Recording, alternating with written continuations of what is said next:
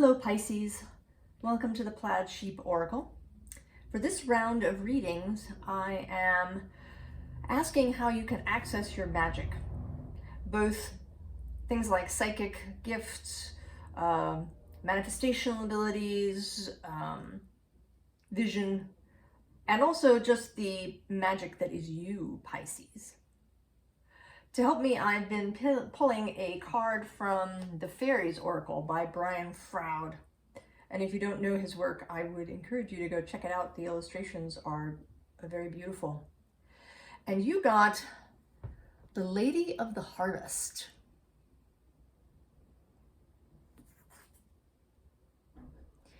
And that is very interesting. I really didn't know where this was going to go before I pulled your cards, but now I see it. So I'm going to read you a little bit.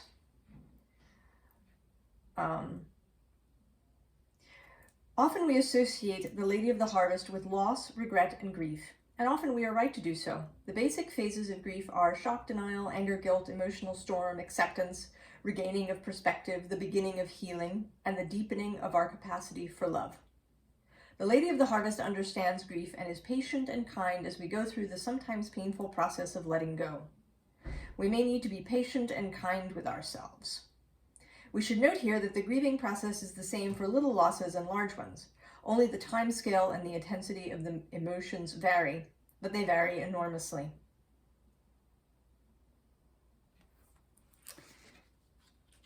So,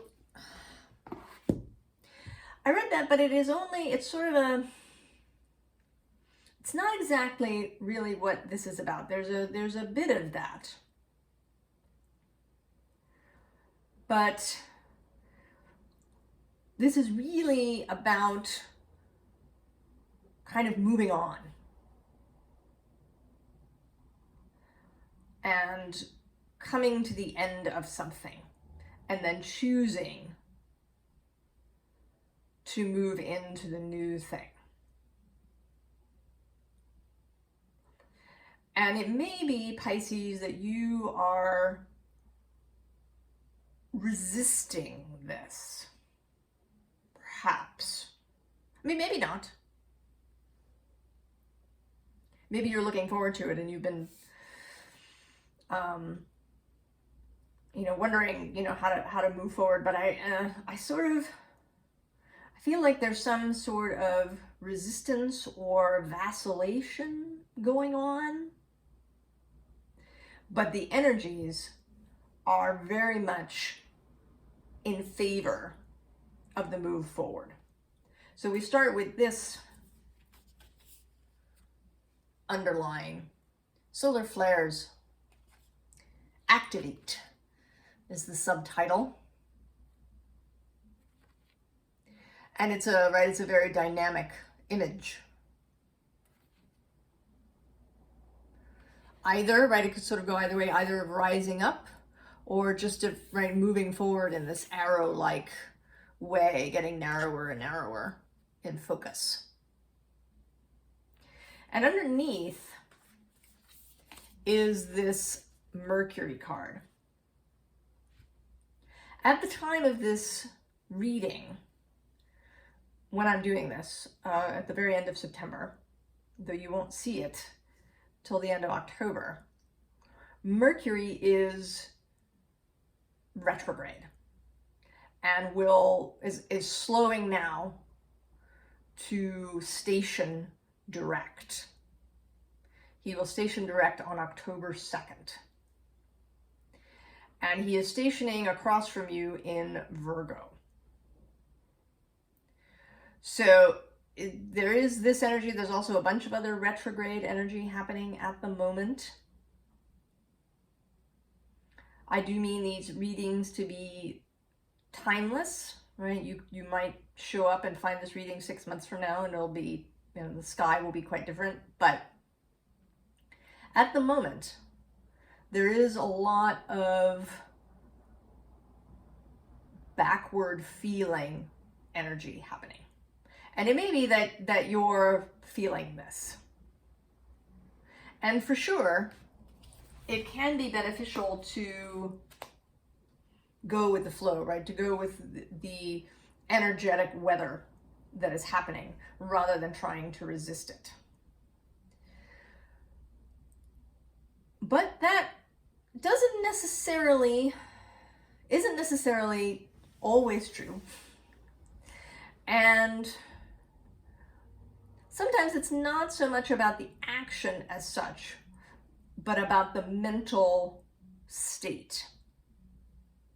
So it may be that an action will have to wait for some of the retrograde to turn direct. Mercury will turn on October 2nd. Then I think Saturn is next on the 23rd of October. And then Jupiter in November and Neptune in December. So there is, there's always this shifting energy. There are frequently times, especially in the last few years, when a lot of planets have been retrograde.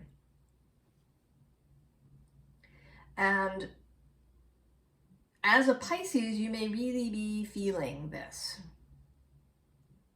right? You're sort of ultra connected, or you can be ultra connected to kind of the universal consciousness of Earth in particular.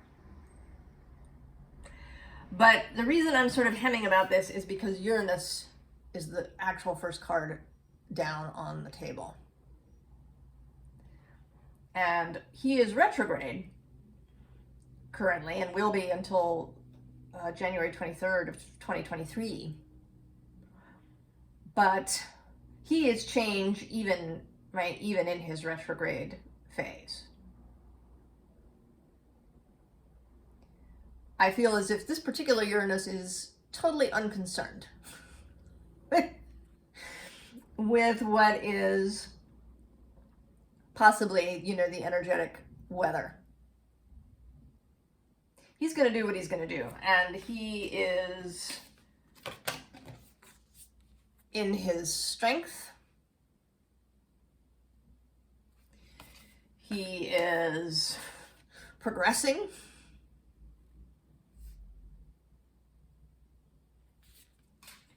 And he is progressing into the mystery.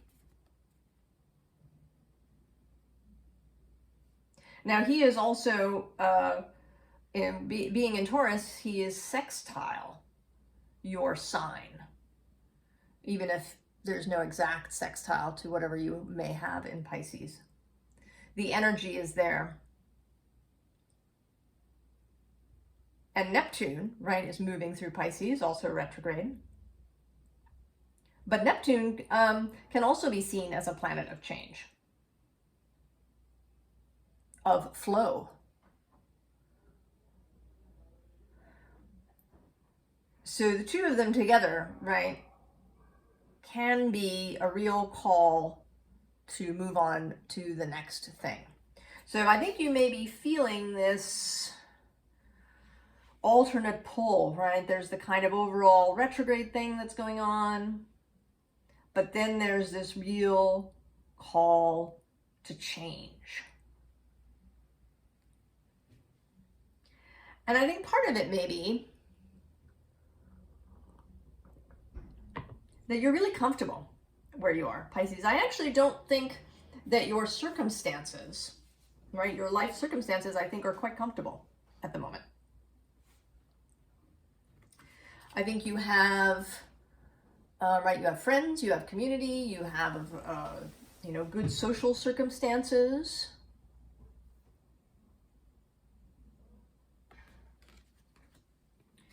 You have this 9 of Pentacles, your financial, your bodily, your home circumstances are in good shape. You feel good. You feel independent. And then we also have this a little bit later 4 of Wands. So there's a real feel of stability here for you. And yet, there is this call happening. So under this 3 of Cups is first the Strength card, kind of moving away from that. I mean, not alone, right? She's got the lion and the dog and the kitty as she goes. But they're kind of, all right, they're kind of a different group. And then, right, then there's the world. Right here, she's landed with the lion in this new space. And then underneath that, and I'll stop there. Oh, I can't stop there. Is this Lover's card about choices, love-based choices. And then we have the Ten of Swords. Serious endings, finality. So part of your dichotomy, I think, Pisces, is that you don't really, right, you don't quite understand what this call to change is about. I mean, after all, things seem pretty good. Yeah, things are stable. Things are pleasant. And yet, there's like this nagging thing going on.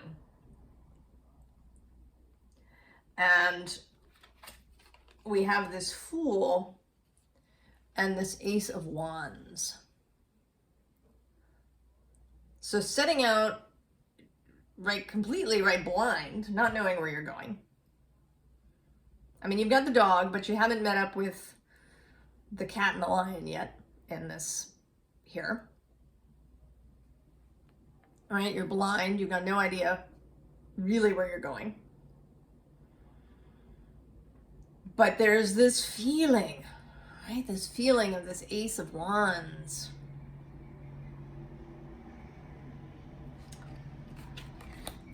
And all of that is giving you this Two of Swords feeling. I mean, this particular Two of Swords, right? This owl always looks really distressed to me.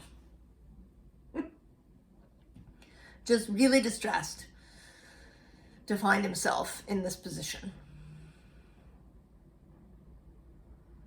Right? And this also feels, right, as if, you know, in other Two of Swords cards, it's an individual figure wielding two swords. But here, the subject of the card seems to be this owl, and the owl is kind of stuck between other people or other forces that are making the choice. So you may also feel, Pisces, as if things are moving out of your control, as if something is trying to make a choice for you, even though, you know, you kind of would prefer to stay where you are.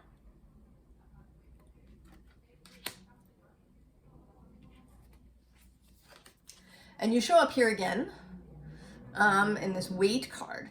Now it says it's not time yet, things are being woven. And that may possibly be true, but I sort of feel as if, right, you're kind of thinking, take your time, I could wait here forever. Don't worry about it, you know, if I could just float away, perhaps. Not go through this opening here.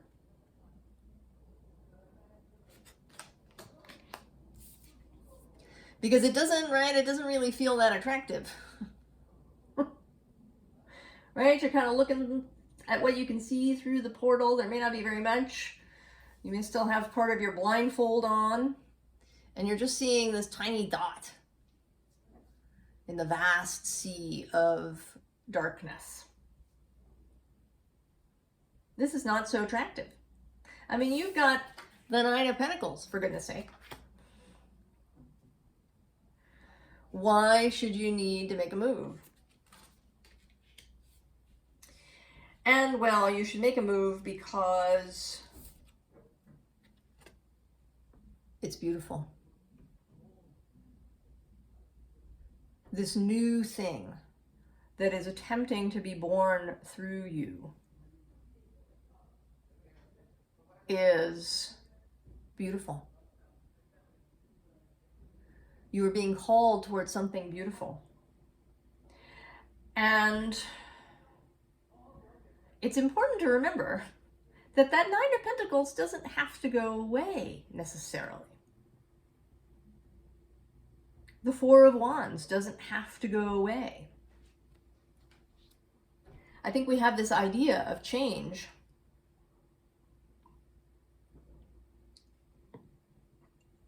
that presumes, you know, if it's a big change, as this, I think, feels like it is, that it involves loss or giving something up. That it's almost like an exchange. You have to, right, that you have to give something. That you have to give up your stability, right? That you're kind of exchanging your stability, your security for this new exciting thing. But I don't think that's necessarily true. It may be that the nature of the stability will change somewhat. That you go from having a, you know, steady job with a paycheck to having steady income as part of your own business. You know, and maybe it isn't the exact same amount every week, right? You make a different amount each week, but that the amount is there. It's not that it goes away, it just, you know, maybe it becomes more variable.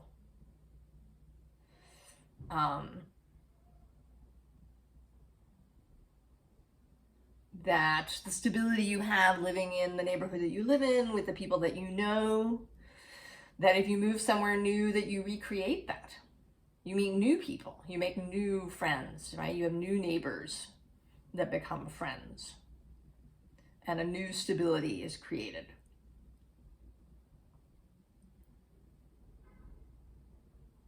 So it isn't necessarily the case that, you know, this thing that you're moving towards is just a completely different planet, right? That you have to, you know, give up being on Earth and move to Mars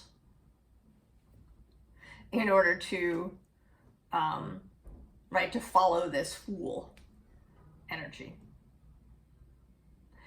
But I don't know that I don't know that that's true. I think actually that because of the 8th house, and actually because of a different card that comes up in a little bit, I think that things are more mysterious than that. That it's not so much about real, like, you know, completely radically changing everything, as it is to finding things underneath that maybe we didn't know were there. We also have this karmic relationships card. And I feel like this is speaking to your worry that you're going to become distant from someone or something. That this, right, that this will be an unbreachable distance.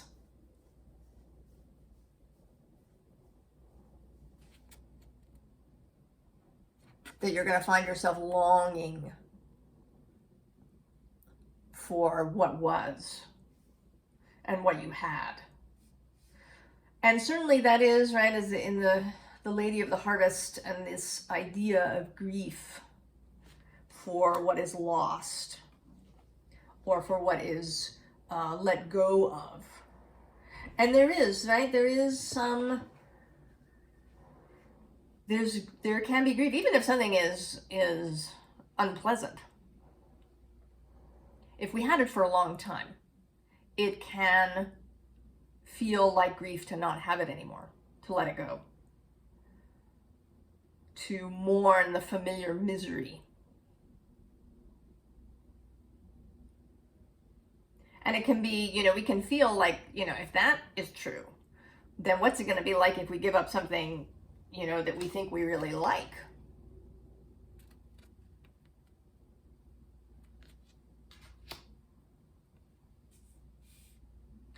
And I'm also being called back a little bit to a Gemini reading, not in this grouping, but the earlier grouping, the last round, where Gemini was resisting making a choice. And as Pisces, you are also a mutable sign. And you also, Gemini likes all the different data, all the different directions. You kind of flow over everything. I think of Pisces as the underground waters, right? I think of Cancer as the well that, that gives its water to others, right? The nourishing water of the well. And then Scorpio as the ocean depths, right? Both stormy and deep. And then you, to me, feel as if, right, you're like all those underground springs, the kind of the water that connects all the other water. So I think that you can have a sense also, like perhaps Gemini, of not wanting to choose. That you would prefer sort of to stay where you are, because then you might, right, you have this thing that you like, and if you make this choice, you're going to have to give this thing up.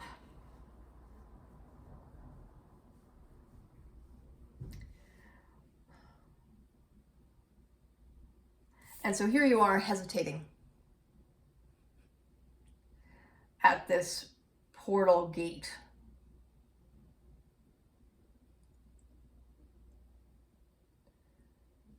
And it is possible, Pisces, that if you stay here long enough, that nagging, itchy feeling that you have will go away. Although, Uranus, right? Currently he's sextile. But when he moves into Gemini in a few years, I think it's 2026, I think, that he moves fully into Gemini, then he's going to square your positions one after the other, whatever you have in Pisces. And then the call may become louder and more radical, right? The sextile where he is now, that's a working relationship. That is a collaboration, earth and water collaborating together. But when he moves into that air sign of Gemini, that becomes a square. And that is a more radical energy. I mean, it's true, you can get amazing change through a square. I can testify to that from personal experience. A square can make amazing changes in your life that you're really grateful for. But they can also be really uncomfortable while they're going on. So you may not get a choice later, Pisces. I mean, it depends on you and your kind of internal vibration, your beliefs. Right? There isn't really any forcing of anything, right? Nothing, even the all that isn't going to force you into something. But your own internal turmoil, your own internal vacillation, that nagging thing that's going on may create a more uncomfortable change for you going forward. So if this reading has any advice in it, it is to act while it feels proactive. Right? Go through the portal under your own power, rather than various circumstances being attracted into your life to shove you over the threshold.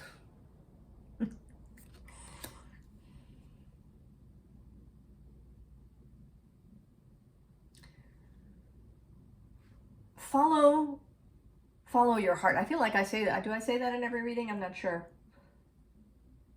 And it is something that I have been working with myself as a very heady person, is to, right, to follow your heart.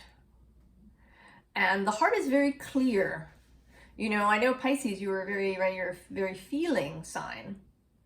But feelings, emotions can be as confusing as thoughts. Right? As, you know, heady signs can get lost in overthinking. You may get lost in overfeeling. Right? In going down feeling rabbit holes. In possibly even analyzing your feelings. If you have some Gemini or Virgo placements in your chart, or Capricorn even, you might even be in your head about your feelings.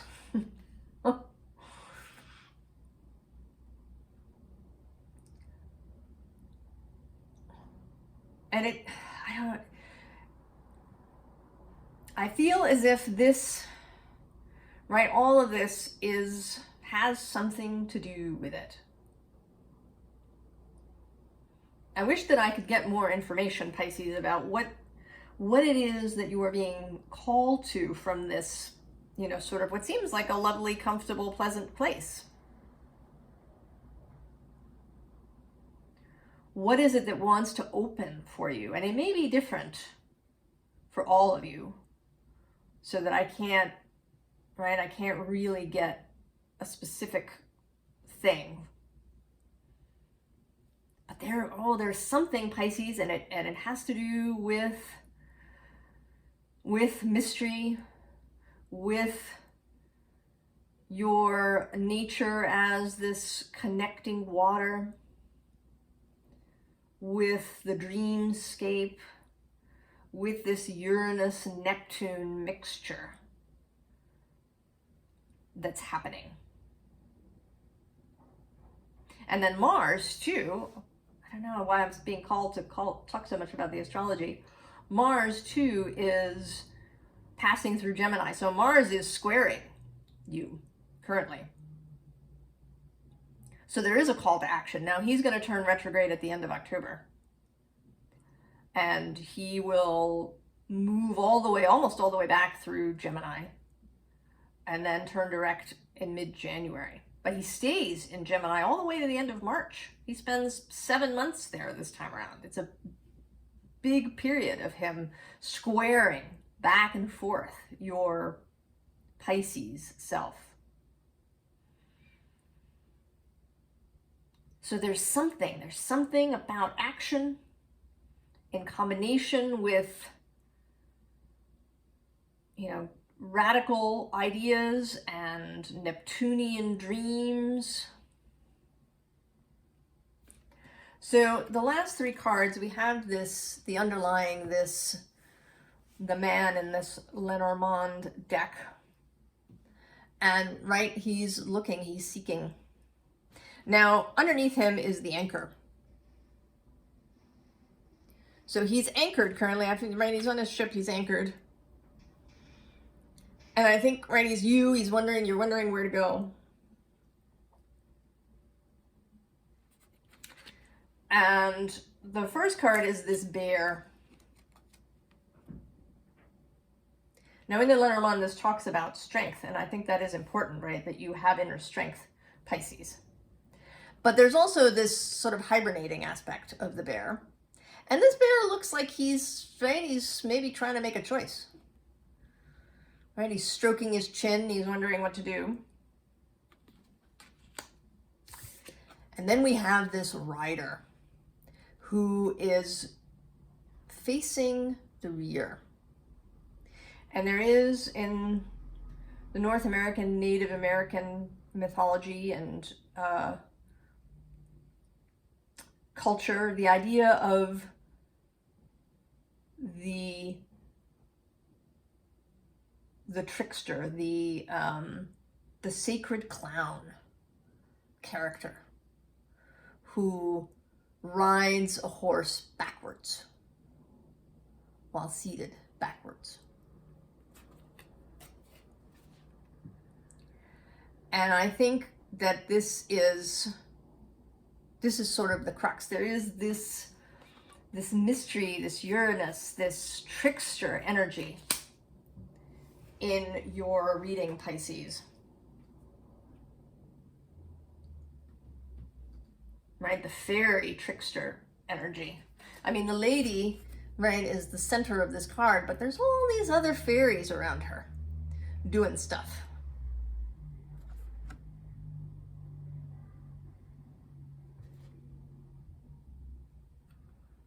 Right, that are part of this image.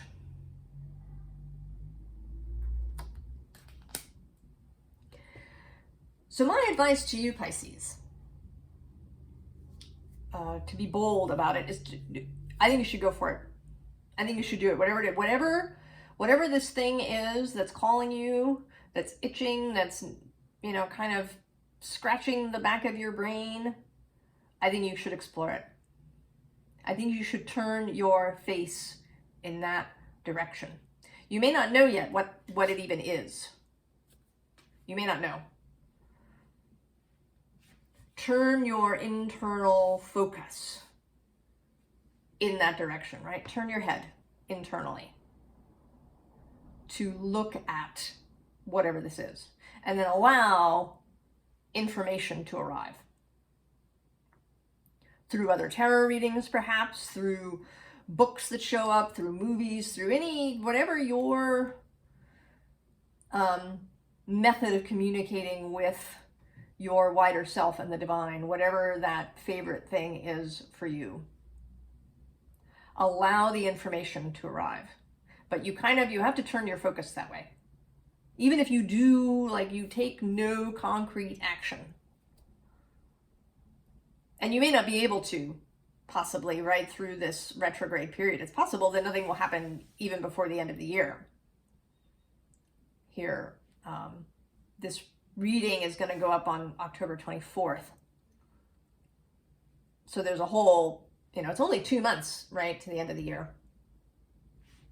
And we're also entering into the Samhain period when this reading comes out. And Samhain is often thought of as the new year in the pagan Celtic calendar, as a time of making intentions for the year to come, as you also go deep into, here in the Northern Hemisphere, the darker time of the year. And if you're in the Southern Hemisphere, right, there's this spring energy that starts to come forward. So, right, spring and early summer Beltane energy. So I say, Pisces, go for it. And then come back and report back on what you find and what amazing things happen for you, Pisces. I wish you all the very best. I will see you next time. So long, Pisces.